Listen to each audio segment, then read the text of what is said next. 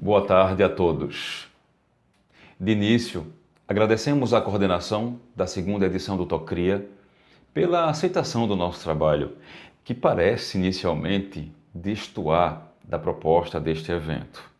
E agradecemos também ao senhor Diogo Rezende pela atenção e pela cordialidade.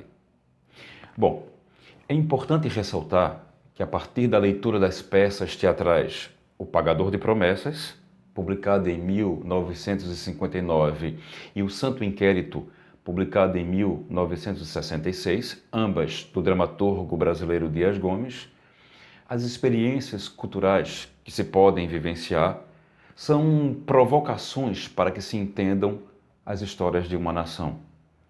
No que se refere ao tema de turismo cultural, cremos ser interessante a utilização de produções literárias de determinada manifestação cultural desde que não se promova a construção de uma vivência vazia, sem sentido tanto para os visitantes quanto para os espaços visitados. Afinal, como bem observa Guattari, é preciso destacar que o turismo cultural deve ser desenvolvido com parcimônia, para que não surjam as chamadas cultura-mercadoria, através do ato de produzir e difundir mercadorias culturais, em princípio sem levar em consideração os sistemas de valor que abarcam tais culturas. Como um palimpsesto, podemos ler o passado no presente e, dessa forma, compreender como a nação se formou e continua se formando, processo que atrai olhares de curiosidade. É nessa perspectiva que evidenciamos O Pagador de Promessas e O Santo Inquérito como textos reveladores de fortes indícios críticos sobre a situação política e social pela qual o Brasil passava no período das décadas de 1950 e 1960. E que se podem, a partir delas, estabelecer experiências culturais do passado e do presente. Diante disso, podem se relacionar a história de Zé do Burro, personagem central de O Pagador de Promessas, e a de Branca Dias, personagem central de O Santo Inquérito, como alegorias nacionais de um determinado momento histórico brasileiro. Em outras palavras, Dias Gomes construiu nessas duas peças um discurso artístico-cultural recontando, ressignificando, na verdade, um momento histórico brasileiro. Em seu livro Literatura e Ideologia, o escritor Jaime dos Reis Santana analisa o trabalho político-literário de Almeida Garré e o de Stal Monteiro. Stal Monteiro, com o desejo de construir uma forte crítica ao regime ditatorial salazarista, vigente em sua época, recria O Alto da Barca do Inferno, de 1517, através do seu texto Alto da Barca do Motor Fora da Borda, escrito em 1966. É o mesmo ano de publicação de O Santo Inquérito, de Dias Gomes. Ao passo que Garré, movido pelo saudosismo e em nome da restauração do Teatro Nacional Português, toma como base a fantasia alegórica Cortes de Júpiter, de 1521. Os dois dramaturgos portugueses retomam sem dúvida a obra de Gil Vicente por ele ter manifestado seu descontentamento com a situação socioeconômica portuguesa de sua época e por ter desafiado seus espectadores à reflexão acerca do que lhes acometia.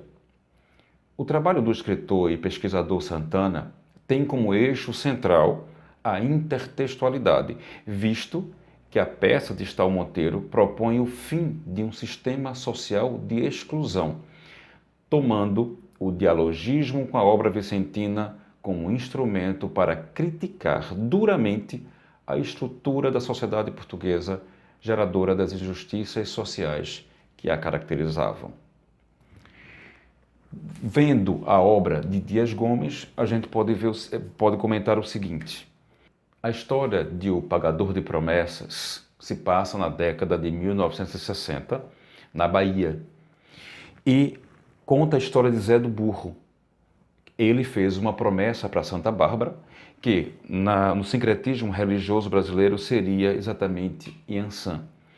Como na cidade em que Zé do Burro morava não havia uma igreja dedicada à santa, a promessa foi feita então num terreiro de candomblé. Zé do Burro promete, então, carregar por 7 léguas uma cruz nos ombros, saindo do sertão baiano até a capital, Salvador. Ao contar ao padre, já em Salvador, que a promessa fora feita em um terreiro de candomblé a Iansã, Zé do Burro é impedido de entrar na igreja. Ele então torna-se assunto na cidade e acaba alvo de um repórter sensacionalista que distorce os fatos e o retrata como o Messias que apoia a reforma agrária. Após muita, mas muita insistência, o Monsenhor tenta persuadir Zé do Burro a refazer a promessa para que ele possa então entrar na igreja. Zé do Burro, desacatando as considerações do eclesiástico, se enfurece e termina autuado pela polícia. Recusando-se a ir preso, tenta desesperadamente entrar na igreja com a cruz para cumprir sua promessa quando é, então, assassinado. Os capoeiristas, a representação alegórica do povo simples, fazem Zé do Burro, mesmo depois de morto e amarrado à cruz, entrar na igreja. Finalmente, ele cumpre então sua promessa, embora morto. O que se percebe a partir daí é o confronto entre um Brasil rural e um Brasil urbano. Além disso, a caracterização messiânica de uma revolução sociopolítica parece evidenciar-se. Nessa perspectiva, Zé do Burro pode ser tomado como um símbolo dessa revolução e alegoria de uma parte do povo brasileiro que buscava reconhecimento social e político. Assim, a defesa da ordem pública assumida pela polícia e a intransigência da igreja acabam por promover a morte do homem Zé do Burro e o nascimento do mito, que luta por seus ideais e não desiste nunca. A apresentação da peça, parece-nos, ao público nessa época, é uma forma de Dias Gomes levar ao povo brasileiro uma espécie de consciência política e social. Quanto à outra peça, O Santo Inquérito, ao utilizar a figura de Branca Dias sendo perseguida, julgada e condenada pelo Santo Ofício, representa, de maneira alegórica, a situação política pela qual o Brasil passava na época da ditadura militar pós-64. Acreditamos, assim, que a perseguição inquisitorial a Branca Dias, um fato histórico do Brasil colônia, equivalha ao presente histórico em que o dramaturgo escreveu a obra. Ou seja, equivale ao Estado opressor imposto pela ditadura militar nos anos de 1960. Branca Dias, dentro dessa compreensão, funciona como uma personagem alegórica através da qual a história será narrada. A heroína sofre perseguição por questões religiosas. E o fato de Branca Dias ser cristã nova, ter sido discriminada, perseguida e, de certa forma, torturada no período da colonização brasileira, parece ser o argumento ideal de que Dias Gomes precisava para alegorizar a situação política pela qual o país passava com um regime ditatorial. A personagem, por esse prisma, representa uma alegoria de resistência a um ambiente opressor. A versão do escritor português Miguel Real está no romance Memórias de Branca Dias, no qual a personagem rememora a sua vida da infância no Minho à velhice em Olinda, passando pela sua prisão em Lisboa, pela existência perturbada no Engenho de Açúcar, pelo levantamento da Casa Grande em Camaragibe, pelo convívio com Duarte Coelho, primeiro donatário da capitania de Pernambuco, pela morte de Pedro Álvares da Madeira, comido pelos tupinambás, pelo martírio do povo miúdo português no Novo Mundo, evidenciando assim o lado popular do heroísmo cotidiano miscigenador dos primeiros colonos portugueses no Brasil. Outra versão dada para a história de Branca de Dias diz que ela nasceu na Paraíba em 1734 e que morreu na fogueira em 1761. É essa a versão que orienta exatamente o texto de Dias Gomes, intitulado O Santo Inquérito. Na verdade, qualquer que seja o relato, houve a criação do mito em torno dessa cristã nova. E todas as pessoas que eram perseguidas pelo Santo Ofício no Brasil Colônia tiveram nela um paralelo, ocorrência histórica que ajudou a preservar a memória da figura de Branca de Dias, apesar de haver alguns desencontros quanto à sua existência.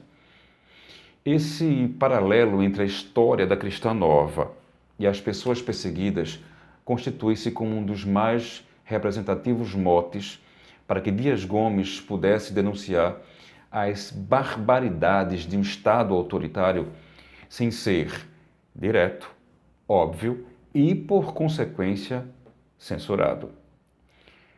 A ideia de que a trajetória de Branca de Dias alegoriza o momento histórico em que Dias Gomes estava inserido sugere, então, aquela ideia de palimpsesto, já que nessa relação o presente histórico é reescrito por cima de um fato histórico passado. Em outras palavras, superpõem-se e entrelaçam-se história e ficção, sendo a ficção alegorizada pela história, visto que o discurso literário reinterpreta e ressignifica o discurso histórico.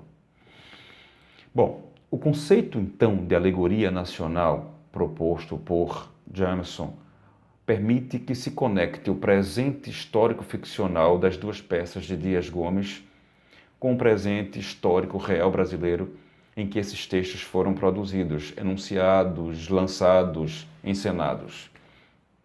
Diante disso, percebe-se a necessidade de se rediscutir em tempos de busca de amadurecimento político pelo qual o Brasil passa, as bases da formação do perfil político e ideológico do país.